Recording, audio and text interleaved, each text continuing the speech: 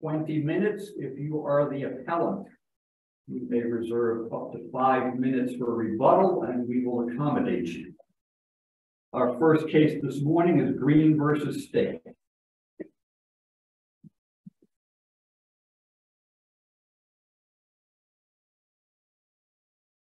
Good morning. May it please the court, counsel. My name is Maria Pavlidis, and I represent the appellant in this matter, Courtney Green. I would like to reserve 5 minutes for rebuttal. All right. And to begin with, the issues in this case, the main issue in this case obviously deals with whether the trial court erred in denying the motion to suppress the evidence. And there were really two grounds that was litigated within the motion and in the briefs and reply brief.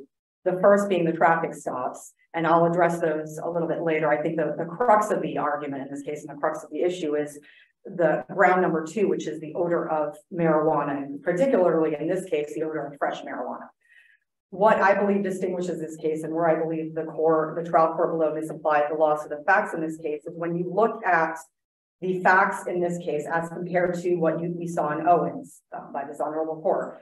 In this particular case, the officer testified very specifically multiple times that there was no erratic driving, there was no driving that was odd or inappropriate. Specifically, he said he was traveling in a safe manner, that the defendant didn't think the driver was driving unsafely or impaired. And even when he came into contact with the appellant, at no point in time did he indicate that he believed he was impaired. And in fact, what he noted was he smelled the odor of fresh marijuana. Is there any case that makes that distinction?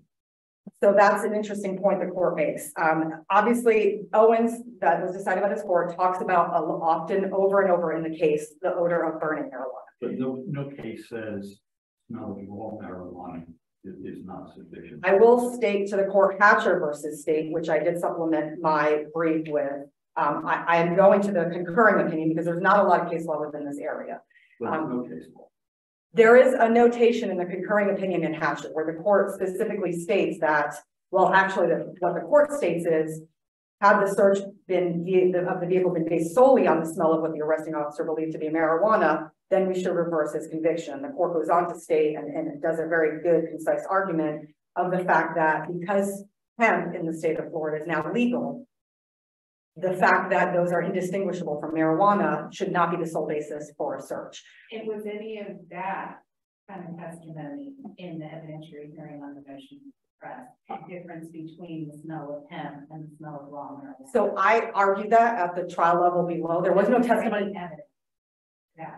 There's no evidence at the hearing itself, but I would ask. So how would the court be able to consider that hemp versus raw marijuana? I would ask this court to take judicial notice of the rulings in Owens and also the ruling in Hatcher, where there's the footnotes there, where the court states very distinctly that there was testimony at both of those hearings, that it was undisputed testimony at the suppression hearings that hemp and marijuana are indistinguishable by sight or smell. The main difference between the two is their psychoactive component. Hemp is cannabis with a THC level below 0.3%.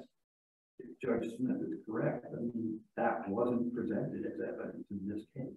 There was no testimony whatsoever that there, right, but what I'm asking the court to do is, in light of what the court said, if you look at 893, yes, not only the concurring opinion, but in Owens itself, the court in the opinion itself talks about the fact that hemp, the substance in fact could be hemp, and those could be indistinguishable from the odor of marijuana itself. You just said could be. Let me just double check. I might have said that incorrectly earlier. They talk about, it says, we hold that regardless of whether the smell of marijuana is indistinguishable from that of hemp, the smell of marijuana emanating from the vehicle continues to provide a search. And what the court, and what I'm focusing on is the court in Owens talks about, again, brings up the burnt marijuana. It talks about the burning substance of marijuana. It also talks about the fact that it's not based on the totality of the circumstances. When you're looking at the search, it wasn't in those cases the odor alone. It was the fact that there was erratic behavior. There was. Yeah, but don't we also have here an additional element where the driver, Mr. Green, and the defendant conceded that he had just smoked marijuana at the beach? He said, he didn't say just smoked. He said when he was asked. He had to be at the beach and he was leaving the beach. Well, when he was observed by the officer, he was in his vehicle. So we don't know exactly at what point in time he was actually on the beach. Presumably, there's a number of different scenarios that could have been in play here. He says before, when he was at the beach, he had smoked earlier in the day. We don't know if that was with other friends at the beach. We don't know if it was an hour before he got into the vehicle. The officer never testified he saw him getting into the vehicle from the beach. He states the first time he notices him is when he does the U-turn. And he ran a stop sign. That again, and I didn't want to focus too much on the trappic stop because I understand it's That kind is of, testimony of the officer. that is the testimony of the officer. And the reason at the hearing I introduced the photographs, because if you look at where the officer was. Would you mind just if we stay on the hand? I ask a question. Are we diverting over to that or?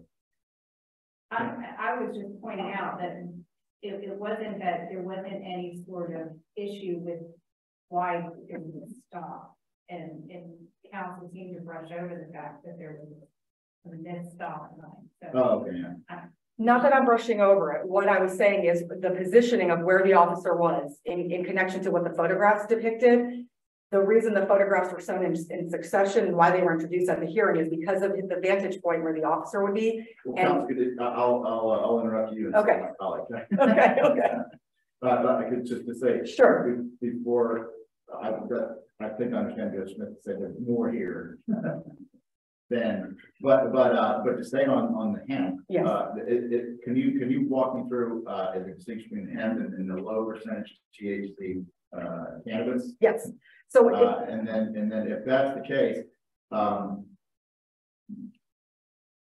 so if that is the same substance, right? In other words, for the purpose of smell, low percentage cannabis is the same as cannabis, marijuana. Correct. Marijuana, right? Just low percent. So you don't have to contend with what my colleagues have pointed out. Reason to point it out, which is the lack of evidence regarding the indistinguishability, because it's that same plant. So right. For that, what is your conception that you want us to understand about the legality of someone driving a pickup truck or whatever? You know, that it's not like it says, you know, the company car of a cultivator. right. Can you walk us through that? Sure. So when you look at 893, which is the statute that gives us what the controlled substances are. The reason I bring this up is because it doesn't necessarily have to be hemp, as the court is saying.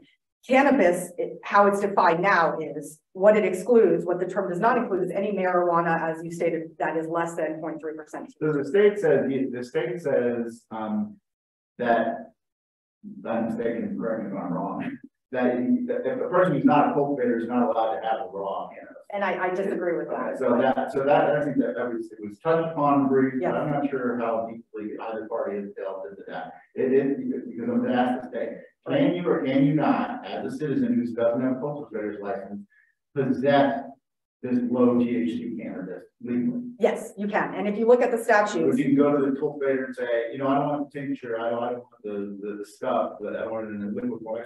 Give me some of the plant. well, I think you can go, it can be sold retailly. Anything that's below 0.3. Form of it. Can you say, you know, don't give me the tinctures, just give me The actual plant material. Yeah. Right. So if you look at the actual Where is that in the regulations, statutes? in the statute for the state hemp program, hemp is actually defined as any part of that plant, which is the flower portion, including the seeds thereof and all derivatives, extracts, cannabinoids, isomers, acids, salts, and salts of isomers. That does not exceed 0.3% of dry weight. That in conjunction with 893 states that the term that includes hemp, which includes the flower material, not just hemp extract, those materials are not unlawful to possess anymore. That's what the definition says. Even if you don't have a cultivator's license, because if it is below 0.3 THC, then it is not illegal in the state of Florida, and actually not illegal within federal law as well. Because someone can go retail, purchase that, what we consider a low THC level that's not the medical marijuana grade, but below 0.3%, which is the court cites to in Hatcher and in Owens. They talk about the fact that it is now illegal to possess not only hemp, but any marijuana that is under the 0.3% THC, because that now is no longer unlawful. Because under the statute, it is not unlawful to either possess medical marijuana if you properly have a card. So what do you need a cultivator's license for to grow it? To grow it, Your Honor. My argument is, if you look at the statute itself. Could you give me a citation again for that statute? Yes, it's 581.217. And what it talks about there is it talks about the state hemp program is created with the department to regulate the cultivation of hemp. So that talks about the guidelines that are necessary for those who actually manufacture and grow it. The second portion of that, the statute talks about distribution and retail sale. It does say hemp extract, but if you look at the actual definitions, it does not preclude the retail sale of actual hemp, which is the flower portion. There's nothing in that statute that says you cannot sell hemp in its natural form, which is delineated and defined under subsection D. Let me understand the practicality of this. So I have a Leo makes a stop, let's assume it's a valid stop. And he smells marijuana, right? And let's assume the case law that he's familiar with says the smell of marijuana gives you grounds to search. Now, as you understand the hemp statute, what's the Leo supposed to do differently? So the reason I attach as part of the motion to suppress the actual memorandum that was submitted by the state attorney and the sheriff of Pinellas County is because at that point, they were aware at that time in July of 2019, they were aware of the statute change.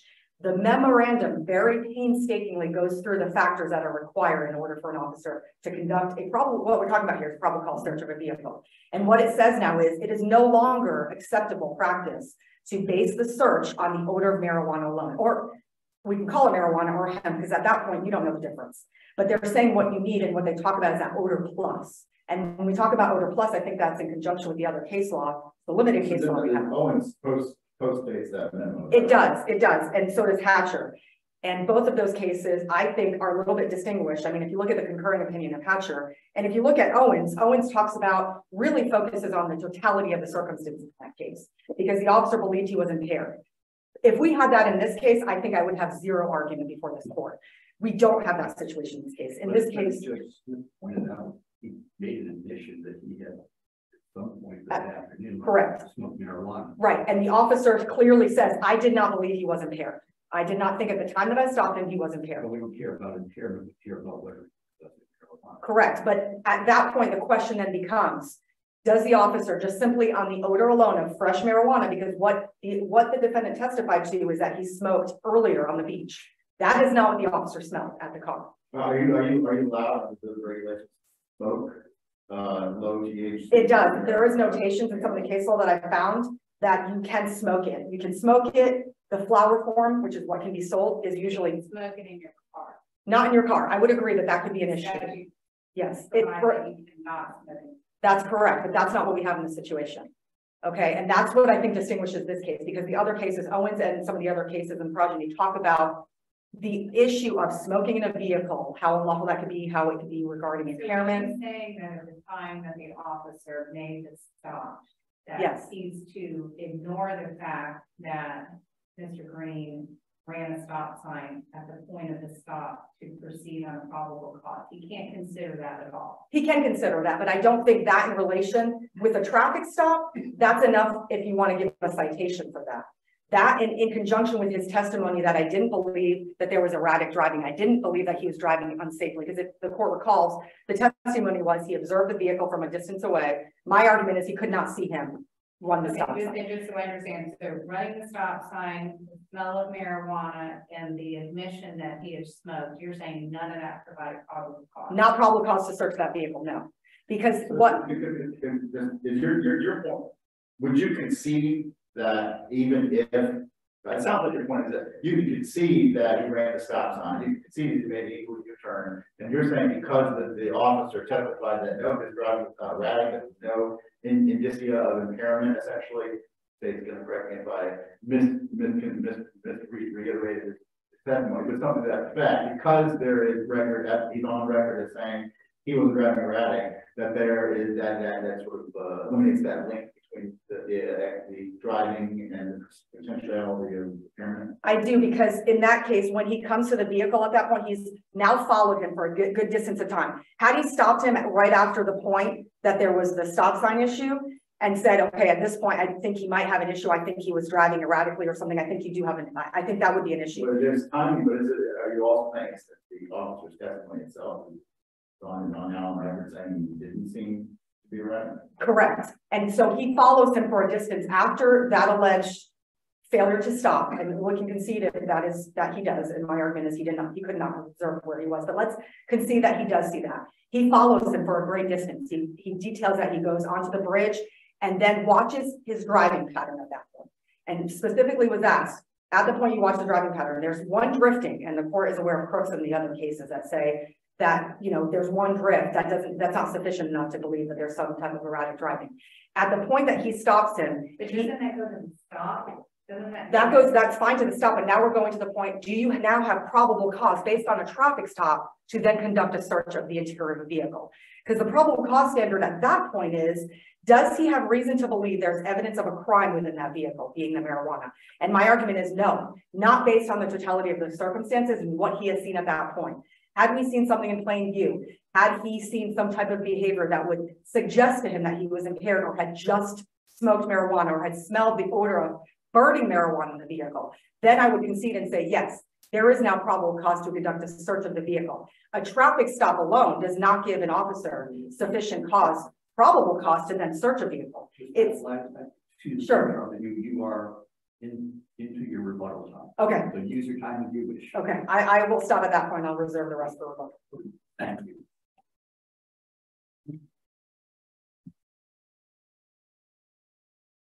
Good morning. Michael Irvine on behalf of the state. The search and the stop in this case were both supported by probable cause. I will start with the stop. And I think the pole star of this is what probable cause. Can I start with the search then? Because I want to ask you a question I asked that building. You don't want to sort this out, we both put your positions on that.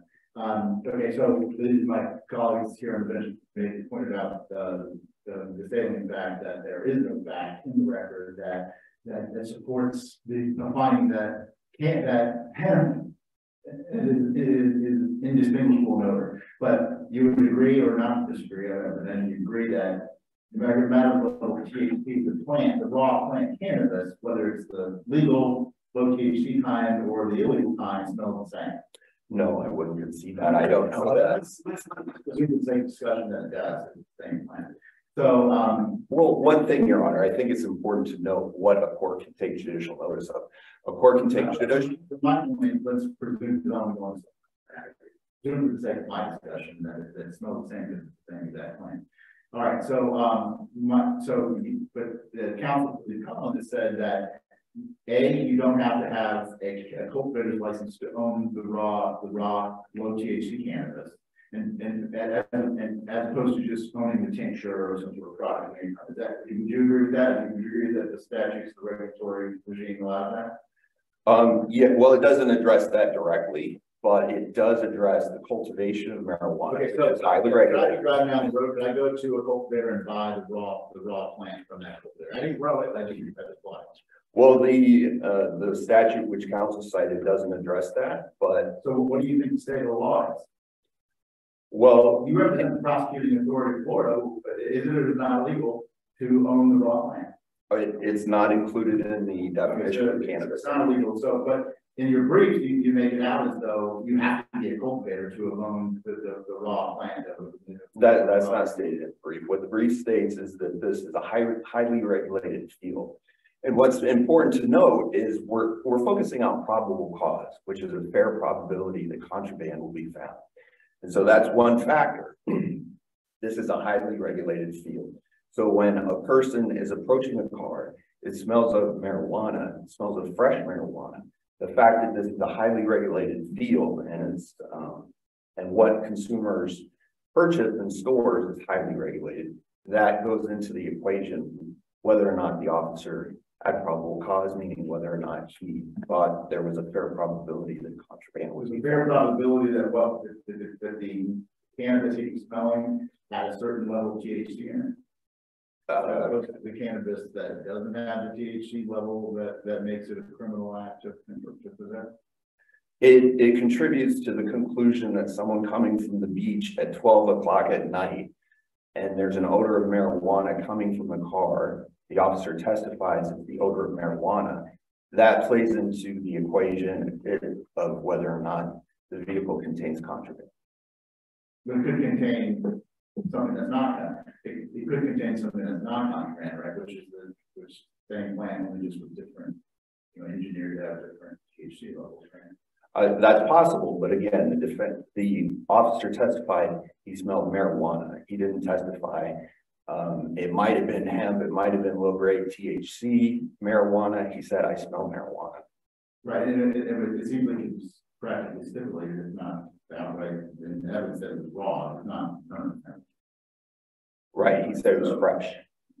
So you're not, contrary to my misperception, apparently, of your argument, relying on some argument that this individual had to have got a cultivator's license to legally possess the plant cannabis. No, but I'm saying that it did play into the equation of whether or not there was a reasonable possibility that the car contained contraband. The fact that to grow it, you need to have a license. Whether it would be likely that someone coming from the beach, someone who said that they were smoking marijuana, someone who had a car which was giving off the odor of marijuana, it would be highly unlikely that that person was. Because only cultivators would have it in their car? No, it's likely. It's a fair probability. It's not beyond a reasonable doubt. It's not preponderance of the evidence. It's fair probability. Should an officer be asking now, with the legalization, should an officer be asking, do you have a medical license to have marijuana? According to this court's dicta in Owens, that's not necessary. That might be a defense at trial. In Owens, this court stated in dicta that there may be possibility where people lawfully possess, but that wouldn't prevent the search. That would be an affirmative defense at trial. Let me ask you this. So let's say someone's come out of the parking lot of a boat ramp and has the bag on ice, some fish. They don't look like they're undersized or anything in fishing season. Now you need a fishing license to be able to fish, right? Mm-hmm. Yeah. So should the officer be able to search that vehicle because there's fish there and this individual might not have a license to fish? Not necessarily, but as this court has pointed out, the facts before this court, the facts in this case, the facts which the officer was faced with was more than simply the odor of marijuana. But the officer on record is saying that despite the fact that he observed a traffic infraction, which you all disagree with the evidence support that, but despite that fact, the officer on record is saying no, there was nothing unsafe about the manner of driving. It was erratic. Well, the search wasn't done pursuant to a DUI investigation. Right. So the search. So what was the search done? So in other words, if the probable cause was not to believe that he was impaired, what was their probable cause to believe he was in the car? Marijuana. But some marijuana legal. It is. Let me ask this: if someone was driving down Dale Mabry, or I guess this is probably not something you see on Dale Mabry, but maybe somewhere around East Pasco County, I don't know. And someone had a buck in their back of their pickup truck, and it was deer season. Shouldn't an officer be able to search see that person because that person might not have a hunting license? Well, if the officer stopped the vehicle because of a traffic stop, and then when he's speaking with him, the driver says, well, I shot this deer illegally, then the officer could then search the truck and then could search, see if any contraband. In this scenario, did the inquiry of the driver of the vehicle in question here about whether this individual had a license to cultivate, or whether this individual was in possession of low THC or high THC? No, but the defendant said I was smoking marijuana at the beach. That combined with the odor of marijuana, which was not qualified in any way, those combined presented the officer with a fair probability that the car contained contraband. The contraband could have been Marijuana. the illegal kind. Well, he says he smelled marijuana. Yes, He smelled raw marijuana. He did not hesitate on what he smelled. correct. And except for some citations to case authority, there was no evidence presented that supports this ephemeral discussion we're having about count. Correct. Correct. And again, I would point this court to its prior decision in Owens. The decision in Owens said, despite sea change in the laws governing cannabis, hemp, marijuana, the smell of marijuana alone is sufficient to justify a search of the vehicle. We're going to need to develop this by case law through legislation. Despite what you might think my question, this whole thing is a mess. Between marijuana, medical marijuana, hemp, retail sales, so many derivative products. The state would agree, Your Honor. And you know, perhaps that was How fix it? Is it legislation. Well, okay, so legislation, that's. We have an opinion, Owens. What else, if we were to say to, as an entire board, want to change that, what, was there anything else? Is there any other impediment to, a different formula for Fourth Amendment searches when it comes to the smell of raw marijuana? I mean, in other words, what else could this court? Is there any other impediment besides Owens for this court changing its mind and saying, well, you know, now there's not probable cause, you could just easily have low THC marijuana? Well, if this court en banc were to rule that, then that's definitely within its purview to do. In this case in particular, if the court were to do that, the state would argue that reversal would still be unwarranted because the officer acted in good faith, and so that would be an exception to the application. Let me ask a question about that, and confess ignorance, because in those scenarios, I guess what happens is that a court, in order to, so in other words, if it's the case for suppression, you would still have to deny suppression. You have to affirm the denial, right? Because if it's a case for suppression, no officer should be required to be under the impression that what he or she is doing is violating the Fourth Amendment, right? Well, in this case, there are decades of case law which state both that the odor of marijuana, burnt as well as fresh, justifies a search. So the officer would have been relying on that. The purpose of the exclusionary clause is to prevent illegal overreaching actions by officers. And the application of the exclusionary clause in these circumstances wouldn't promote the purposes of the exclusionary. Well, you're not even in a position to get there. It strikes me that the officer smells marijuana, and then we get to trial in which the motion is suppressed. There's no evidence about the hemp, and so if there were evidence of the hemp, that we would get to the argument that the law enforcement officer was acting no reason to suppress the evidence. True. And that discussion, Your Honor, perhaps I misunderstood, would be that if this court en banc were now to say that the odor of marijuana is insufficient to support a search. Now, hemp and low THC cannabis are two different things, correct? To be frank, Your Honor, and perhaps this is why I take the position on judicial notice. I don't believe these things are commonly known within the community. No, there could be two separate things, right? There could be hemp, but there can also be low THC marijuana, right? I mean, I've been operating under the assumption, that presumption, you just dispute me of it if I'm wrong. In other words, hemp, you're right, and my colleagues here pointed out, there's no record evidence of the indistinguishability of the smell of hemp in cannabis.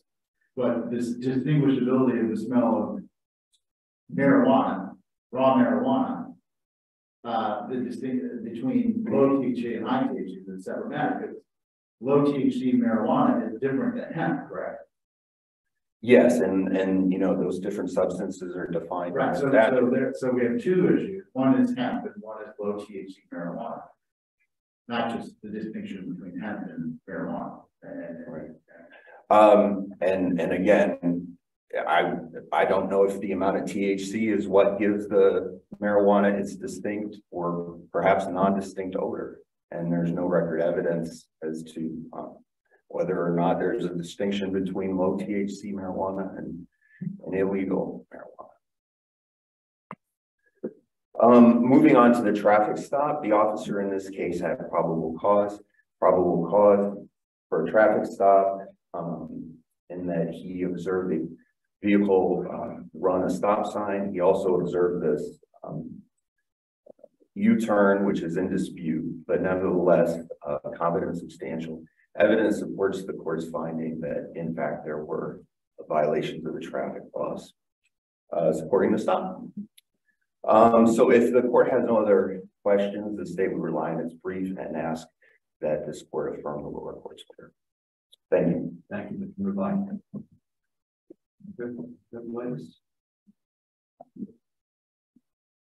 I'd like to take some time to discuss kind of the points that the court has been concerned about. Number one being, when we talk about the smell, I will say that Owens and Hatcher talk very distinctly about, and I want to just point out what they're talking about in these cases. Because as we talk about when you look at the definition, they're right in the statute. The only difference between the low THC and what is considered illegal cannabis is the level of THC in it. The case law is very clear. It's in the cases they talk about. In Hatcher, the court talks about, they even cite to the findings of the industrial hemp pilot project. They're talking about the burning marijuana and the burning hemp smell the same. This is understandable. The concurring, sorry. Okay, but when they're citing to those, and that's a special concurrent. I mean, it's also in the main, it's in the opinion itself. Okay, but was there testimony that brought that in? Yes. Okay. There was. We have testimony. We don't have testimony. That brought that expert opinion in. There was testimony in those cases. No, right, but there's no testimony here, and you're asking us to take another case where there was expert testimony and apply it to this case. How can we do that? Because I think it's something that is known by the courts, that's been studied by the courts, it's been cited, but also the actual statute itself talks about the only thing distinguishing the two substances. Talk about the smell. The statute doesn't say anything about there's a difference in smell or it smells the same. Well, in this particular case, the officer never said he could smell the difference between the two. He could smell the difference and he could say, be here. I don't know. There was no testimony from him whatsoever. Right. And when we talk about that, just so that the courts that I'm clear, it talks about in the case, it's the state's burden to prove the illegal nature of the substance. The defendant does not have to prove that the substance was in fact legal. What we have in this case is a substance that could or could not be illegal. It could be legal marijuana, or he doesn't say, I just smell marijuana. The fresh marijuana, flower marijuana in this case. That in and of itself, because of the changes in the law and the fact that there's hemp, there's legal marijuana and there's illegal marijuana, that does not give him at that point probable cause to then conduct a search of the vehicle. Because when we're talking about the probable cause standard in totality with all of what the cases say, and when you're looking at the statute themselves, the only thing that differentiates them is the level of THC. But if following on Judge Smith's position, the statute doesn't speak about all characteristics of hemp or marijuana. So what I've got is an officer who says I smelled marijuana, and there's no way that under the statute you would make that differentiation, and we don't have any testimony. But I think because the officer did not provide any testimony to that, we don't know if he's smelling what would be illegal or what would be legal. No, marijuana is right, and since the change in the statutes, that's not illegal anymore. It's not marijuana. So, yeah, that might help you resolve the case on the merits, but for purposes of probable cause to search, the smell, the case law says, is sufficient, and the statute doesn't change anything about the smell. I would disagree. I don't think the smell, the odor alone is sufficient post the change in the statutes. I think that's the problem. I think even Owen says it's not just the odor we're talking about. We're talking about the totality of the circumstances. We're talking about odor plus, which is what the memorandum says. Even the state attorney in this circuit agrees and concedes. You need more than just odor of marijuana at this point, because there is legal substances that can smell like marijuana. The problem is when you're conducting a traffic stop, that's one thing. When you're saying you have now probable cause to believe that there is evidence of a crime, meaning something illegal in that vehicle, you need more than just the odor of marijuana. And what all of those cases are saying, including Hatcher, including Owens, is we have a pattern here of erratic driving behavior. We have suspicion of DUI. We have the belief that this person, and I think in Owens specifically, there was a mention that he had just smoked, meaning in the car. We don't have that situation here. In that case, I think you have the odor plus factor. Well, we don't have the information of the timing. We do have his admission that he smoked at the beach and that he admitted that there was a blunt in the car, and it was in the car. It wasn't. Believe something. I don't believe there was any testimony to that at the hearing. Does that come, maybe that comes from your motion? There was no testimony. The officer never testified to that. And I would argue Okay, that's so not. all we have is from the beach. Right, And the timing, and we don't know when the timing is. Right. We do have the concession. the concession to, Yeah. that he smoked earlier, had yes. Smoked earlier. understood. And I would agree, had that been in the vehicle or had the officer smelled the odor of burnt marijuana, those two things in conjunction would have given him sufficient probable cause to search the vehicle. The fact that those things, my argument is it's irrelevant and it's not sufficient based on that statement alone, that he had smoked earlier, we don't know at what point, and then gets in the vehicle at some time later and drives, is not observed to be impaired, is not driving erratically. My argument is that is not sufficient probable cause to then conduct a search of the interior of that vehicle based on odor alone, because the officer testifies at the motion hearing. The only basis I conducted a search of that vehicle was the odor of marijuana. That is it. With that, Ms. Pedler, you can have to wrap it up. Thank you, Your Honor. So my argument is that the motion to suppress should have been granted. If you look at the totality of the circumstances, odor alone of what could be or could not be legal marijuana is not a sufficient basis, standing on itself, for a search of the vehicle. And I'd ask the court to reverse the lower court's ruling and grant the motion to suppress. Thank you very much. Thank you both.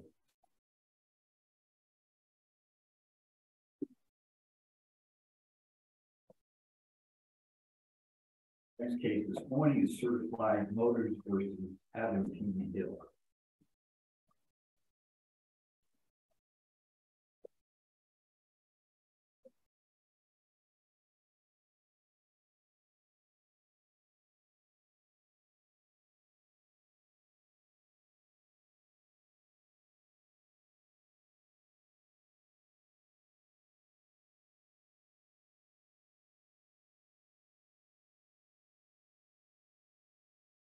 Yes, we're ready when you are. Good morning, and please support George Baca on behalf of the appellant, Certified Motors, and Joseph M. Monger. We're here today to ask the court to reverse a final declaratory judgment which found no provision in lease to become enforceable and to remand for entry